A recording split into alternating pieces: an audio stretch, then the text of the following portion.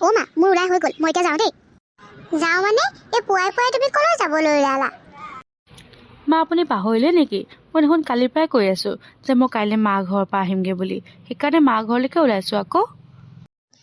আৰু সেইকাৰণে তুমি ৰাতিপুৱাই সেই 2 মোনা বস্তু ভৰাই মা ঘৰলৈ ওলালা। কি নিচানো সেই মোনা দুটাত? চাওঁ মোকো দেখুৱাচোন, মা ঘৰেনো ইমানকৈ কি টোপোলা বান্ধিলা? অ' মা সেয়া এটা মোনাত কাপোৰ আছে, মই 2 দিনমান থাকিম যে সেইকাৰণে কাপোৰ লৈ লৈছোঁ। আৰু এটা বেগত এই কালি যে মই বনাইছিলোঁ পিঠা পনা তাৰ কেইটামান লৈ লৈছোঁ। আৰু সেই বাৰীতে থকা শাক কেইটামানো বুটলি লৈছোঁ। আৰু বেলেগ একো নাই নিয়া। একেবাৰে ঘৰলৈ যাব বুলি গোটেইজনী একেবাৰে ক'ব নোৱাৰা হৈ আছে। আৰু যে তুমি সেই 2 দিনমান থাকিমগৈ বুলি কৈছা, তুমি যে আজি ঘৰলৈ যাবলৈকে নোপোৱা সেইটো কথা গম পাইছানে নাই? এয়া আপুনি কেনেকুৱা ধৰণৰ কথা কৈছে মা? মই ঘৰলৈ যাবলৈ কিয় নাপাম আকৌ? যাম আকৌ, ইমান দিন হ'ল ঘৰখনলৈ যোৱা নাই। মায়ে কিমান আশাৰে বাট চাই আছে, মই মাক কালিয়ে খবৰ দিলোঁ যাম বুলি।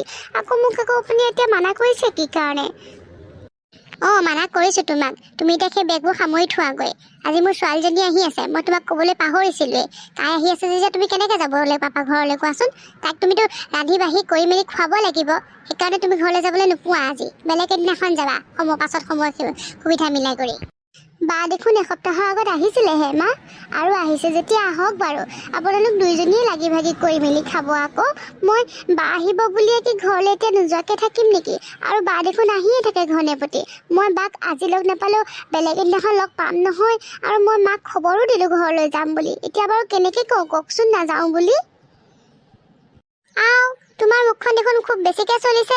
ইমান টপককৈ মোক যে উত্তৰ দিছা তুমি। মই যিটো ক'লোঁ সেইটোৱে, তুমি ঘৰলৈ যাবলৈ নোপোৱা, মুঠতে যাবলৈ নোপোৱা।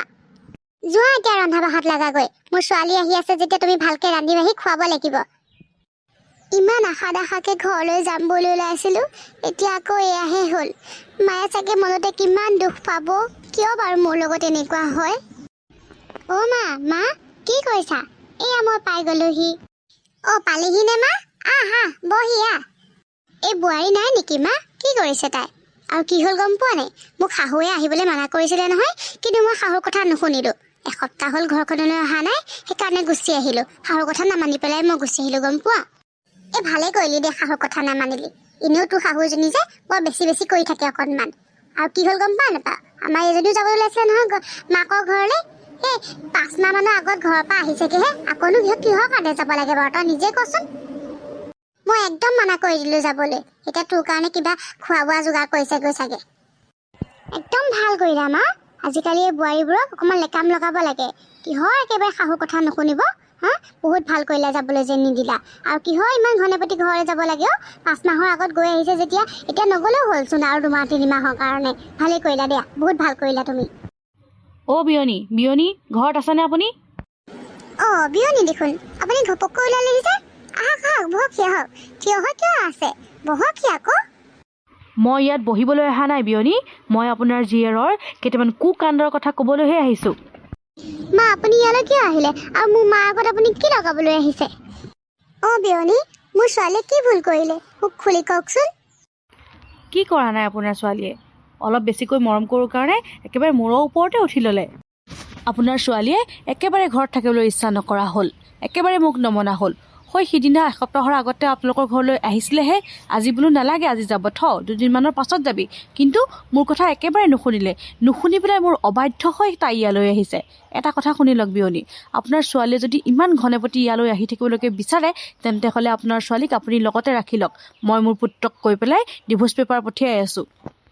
অ' বিয়নী, মই মোৰ ছোৱালী হৈ মই ক্ষমা খুজিছোঁ। তাইক আপুনি ক্ষমা কৰি দিয়ক। তাই এনেকুৱা ভুল আৰু কেতিয়াও নকৰে। আপুনি ঘপককৈ এনেকুৱা এটা সিদ্ধান্ত নল'ব, মই আপোনাক অনুৰোধ কৰিছোঁ। মই একো কথা শুনিব নোখোজোঁ বিয়নী। আপুনি কওকচোন, আপুনি বাৰু আপোনাৰ বোৱাৰীক কেনেকৈ ঘনেপতি ঘৰলৈ যাবলৈ দিবনে? মই দি আছিলোঁ, কাৰণ মই তাইৰ কথা বুজিছিলোঁ। তাইৰ মাকৰ প্ৰতি থকা মৰমৰ কথা বুজিছিলোঁ, সেয়েহে আহিবলৈ দিছোঁ। কিন্তু তাই মোৰ মৰমৰ কথা অকণো বুজি নাপালে। গতিকে আৰু নহ'ব বিয়নী, মই নোৱাৰোঁ আৰু। অ' মা, হয় মোৰ ভুল হৈ গৈছিল, মোক ক্ষমা কৰি দিয়ক। নিজৰ ছোৱালী বুলি ভাবি মোক ক্ষমা কৰি দিয়ক। মই আপোনাৰ মৰমক বুজা নাছিলোঁ, সঁচাকৈয়ে। মই এনেকুৱা ভুল আৰু কেতিয়াও নকৰোঁ। মই আপোনাক নিজৰ মা বুলিয়ে ভাবি মোক ক্ষমা কৰি দিয়ক এইবাৰলৈ। হ'ব দে, এইবাৰলৈ তোক বাৰু মই ক্ষমা কৰি দিছোঁ। এনেকুৱা ভুল যাতে আৰু তই নকৰ। তোক মই কিবা এটা ভাবি চিন্তিহে বাধা কৰিছিলোঁ, মানা কৰিছিলোঁ আজি আহিবলৈ। হ'ব দে, নাকান্দিবি আৰু। বাইদেউ পালেহি? অঁ মা, আপুনিও লগতে আহিলে, ভালেই কৰিলে দিয়ক। বহুদিন আপোনাক দেখা পোৱা নাছিলোঁ, আজি লগ পাই বহুত ভাল লাগিলে। মোৰ গৰম গৰম লুচি ভাজি বনাই ৰেডি হৈ গ'ল, এতিয়া খাই ল'ব ব'লক বা। ব'লক মা। বোৱাৰী, তুমি ঘৰলৈ যাম বুলি কৈছিলা নহয়? অঁ মা, মই যাম বুলি ভাবিছিলোঁ আৰু মাকো মই ফোন কৰি কৈছিলোঁ যাম বুলি, কিন্তু এতিয়া বাহঁত আহিছে নহয়, নাযাওঁ দিয়ক। আৰু আপুনি মানা কৰিছে যেতিয়া মই কিয়নো যাম, হয়নে? অ' বোৱাৰী, মোক তুমি ক্ষমা কৰি দিবা। আজিৰ পৰা মই তোমাক বোৱাৰী নহয়, মই মোৰ ছোৱালী বুলি ভাবিম।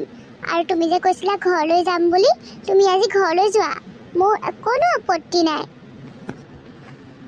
মই শাহুগিৰি দেখাবলৈ গৈ তোমাৰ ওপৰত বহুত বেয়া ব্যৱহাৰ কৰিলোঁ, কিছুমান নক'বলগীয়া কথাও ক'লোঁ, তাৰ বাবে মোক ক্ষমা কৰি দিবা বোৱাৰী।